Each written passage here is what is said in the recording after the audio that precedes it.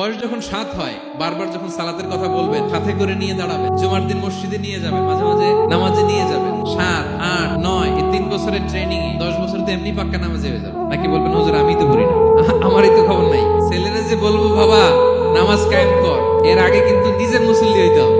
নামাজের ব্যাপারে no consideration, কোনো ছাড় নাই। সালাত আপনাকে পড়তেই হবে যে কোনো পরিস্থিতিতে। এজন্য 7 বছর বয়স থেকে বিশ্বনবী ওয়ার্নিং দিতে বলেছেন। 10 বছর বয়স হলে প্রয়োজনে রূঢ় আচরণ করো, শাসন করো, প্রয়োজনে মৃদু প্রহার করো।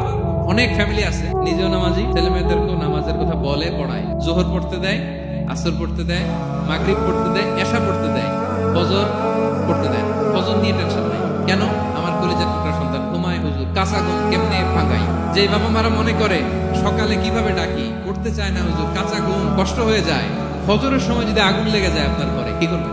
আরেকটু ঘুমা, কাঁচা ঘুম। দুনিয়ার আগুন থেকে রক্ষা করার জন্য যেমনি ডাকেন, উঠায় নিয়ে আসেন, জাহান্নামের কঠিন আগুন থেকে বাঁচানোর জন্য ফজরের সময় ডাকার দরকার আছে না নাই? দুনিয়ার আগুনের চেয়ে কমপক্ষে 70 গুণ বেশি তেজওয়ালা। বিষ্ণু বলেন নারুকুম তুকিদুন, যে আগুন দিয়ে কিচেনে রান্না করো, জাহান্নামের আগুন কিন্তু এই আগুন নয়। জাহান্নামের আগুন দুনিয়ার আগুনের চাইতে কমপক্ষে 70 গুণ বেশি তেজওয়ালা। তাহলে ফজরের সময় ডাকবেন তো ছেলে মেয়েকে, হ্যাঁ, নিজেও পড়বেন, ছেলে মেয়েদেরকেও ডাকবেন। আকিমিস সালাত।